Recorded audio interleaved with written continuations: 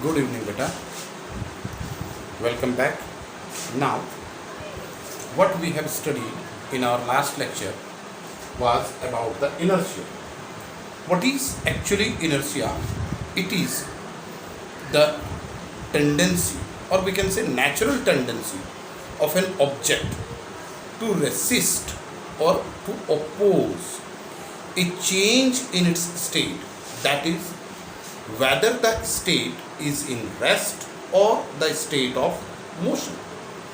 If an object is at rest, then that object tends to remain in the same state, either of rest. If it was in rest, then it will tend to remain at rest. And if it was in motion, then the object wants to remain in motion. This is the inertia. And inertia is actually a natural tendency. Now, on what factor actually the inertia depends? Inertia is directly proportional to mass, or we can also say that the mass of an object is the measure of inertia. The mass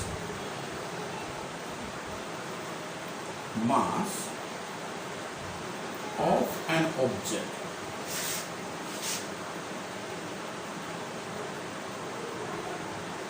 is the measure of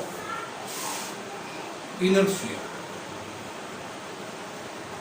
Now, what we can say that the mass of an object is directly proportional to inertia.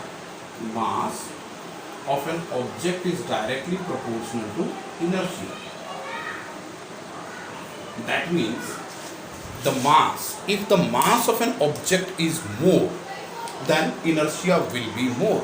And if the mass of an object is less, then its inertia will be lesser. Now, inertia are of three types. What are these? These are inertia of rest, inertia of motion, and inertia of direction. We will study this one by one. So first of all, we will study about the inertia of rest with its definition. Now, what is inertia of rest?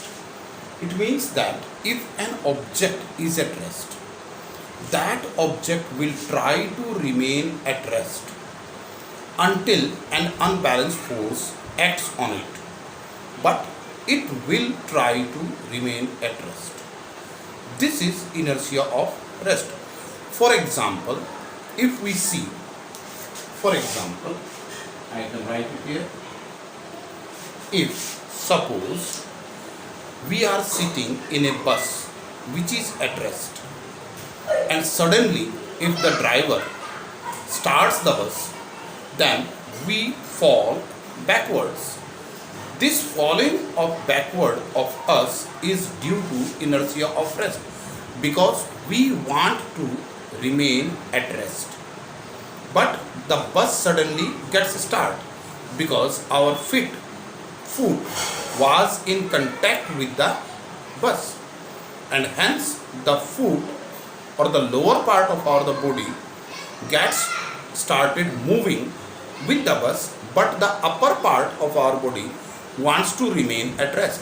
Hence, only the upper part of our body falls backward, and this is due to inertia of rest. Similarly, we can see the different examples, that is, falling backward of the passengers when the bus suddenly starts. Secondly, we can also see when we beat a carpet. Then suppose this one is the carpet, and when we beat it, then the carpet moves backward. But the sand particles or the dust particle which were at rest, they tries to remain at rest, and hence the dust particles falls down and the carpet moves due to beating. Similarly, when we shake vigorously a tree or its branches, then a few leaves gets detached from the plant and fall off.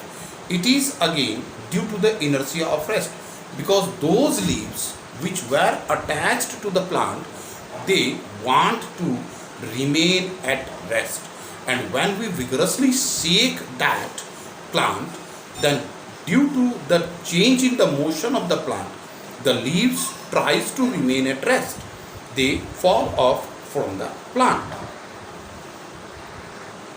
Now, the inertia of motion, it is the tendency of an object to remain in the state of motion. That object wants to remain in motion only if an unbalanced force is not applied on it.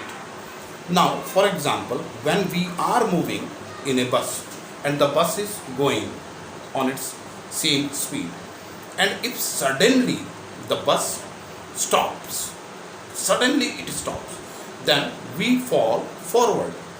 This is again due to inertia of motion. Our body was moving with the bus and our feet were touched with the floor of the bus. So our feet, that is the lower part of the body, come to rest suddenly, but the upper part of our body wants to remain in the same motion, and hence we fall forward. The next we will see about the inertia of direction. Inertia of direction.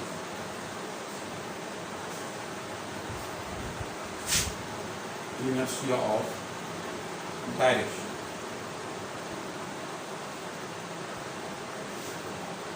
What this state, it says that when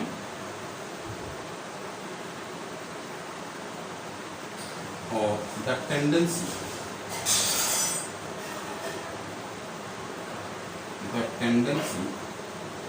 of an object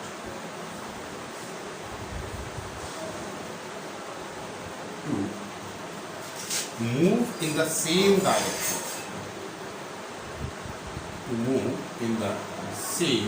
direction,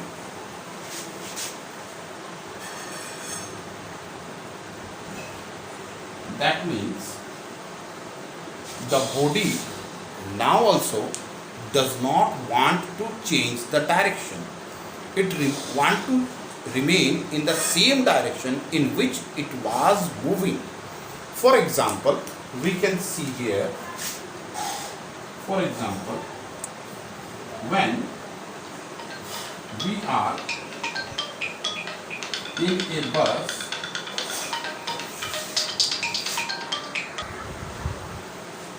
when we are in a bus and if the bus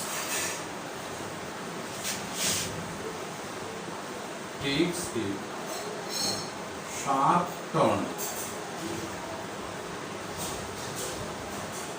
then we fall in the opposite direction.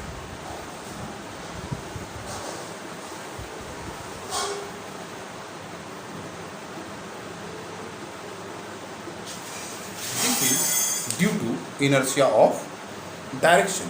Now let us see what actually happens and why this occurs. Suppose beta, this is a curved path, and suppose we are moving with the bus in this direction. So this bus will change its direction like this, and we will, or our body wants to remain in this direction. So you can see here that the bus actually gets turned, the green, and the blue dots are we. We want to remain in the same direction, and hence we fall in the opposite one. As you can see, both the green and the blue are in the opposite sides. Now, the next topic is about the momentum. We will now study momentum. So, what will be the momentum? It is simply the product of mass m of the object and the velocity by which the object is moving. It is simply the product of mass of the object and the velocity of the object. It is actually represented by small p. Now, we can mathematically write momentum, it is equals to mass multiplied by velocity, and momentum is represented by small p, mass small m, and velocity by v.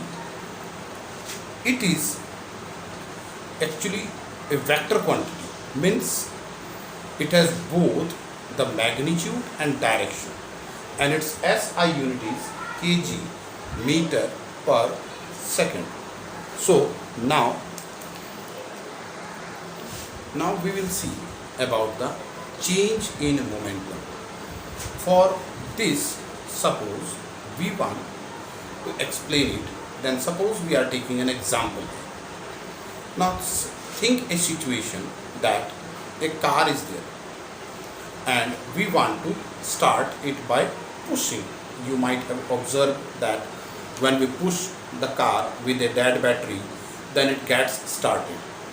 Suppose when we are pushing it with the help of one or two person on a level road with a speed of suppose 1 meter per second, then it gets hardly starts and it moves. But when more than 2%, 3 or 4% are pushing it with a hard force, then it gets started quickly. And when we all 3-4 when all 3-4 persons are pushing it, then it may also get accelerated.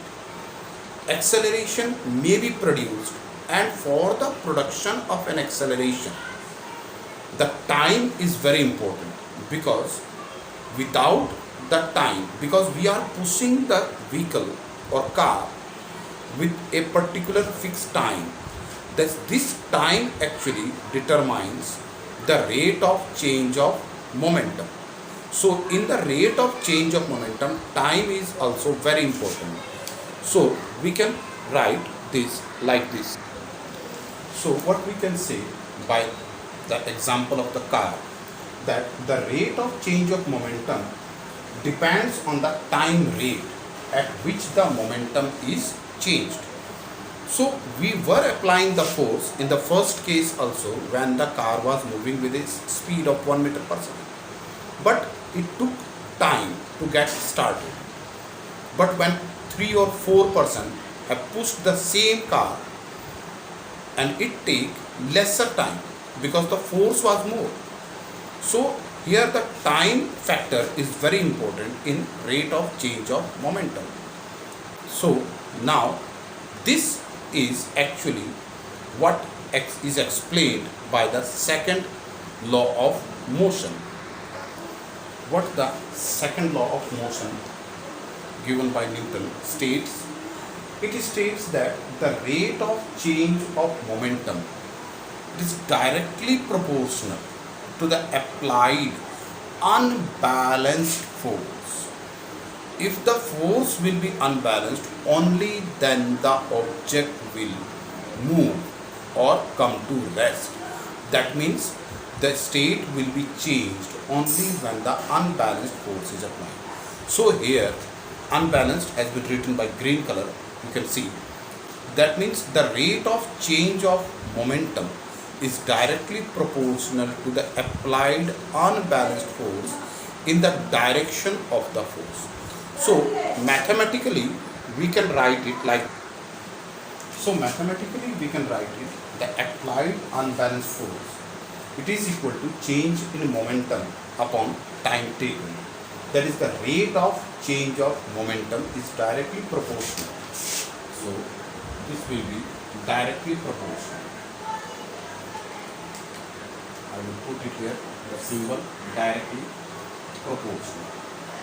Directly proportional to the rate of change of momentum. Now rate of change of momentum means final momentum minus initial momentum upon time taken. Let the final momentum be P2 and the initial momentum be P1. That means the final momentum is mass multiplied by the final velocity minus mass multiplied by initial velocity upon time t. Now if we want, we can take the mass common here like this, and this will become V minus U upon P. And as we know that the rate of change of velocity V minus U upon T is acceleration of the object. So we can write it like this, that the applied unbalanced force is directly proportional to the mass of the object multiplied by the acceleration produced in it. So for this we have to put a constant if we want to remove the symbol of proportionality. If we remove the symbol of proportionality, then we can write it like this: the force applied, unbalanced force, is directly proportional to mass multiplied by acceleration working with us. So this force will be equal to a constant K. This is a constant, and M and A. Now where K, what is K? Where K is the constant of proportionality. Constant of proportionality.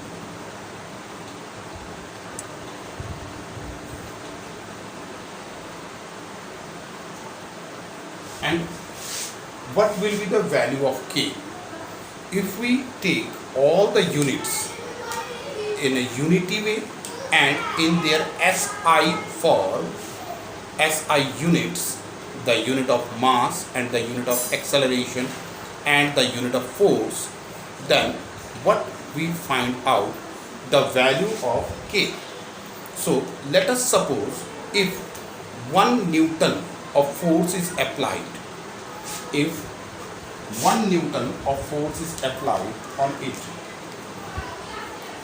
1 Newton of force is applied on an object of mass 1 kg, and it produces an acceleration of 1 meter per second square. And we also know that the Newton, it is equal to kg meter per second square. So if we want to find out the value of K from this, we can check it out like this. So it implies that only K will be equal to 1 Newton upon 1 kg multiplied by 1 meter per second square, and all this cancels out, and we get the value of K for SI unit to be 1. So if the value of K is 1, then this equation of force equals to K into MA can be written like this: the force is equals to 1 multiplied by M and A, so it will be equal to M into A. So the force applied on an object is, we can now say, it is the product of mass of the object and the acceleration produced in the object due to the application of this unbalanced force. If we multiply both mass and acceleration, we will get the value of force. This is what the Newton's second law states, and we know that the SI unit of force is Newton, and of mass it is kg, and of acceleration it is meter per second square. So beta, this was the second law of motion, and it has various different application or uses are there for the second law of motion, which we will study in our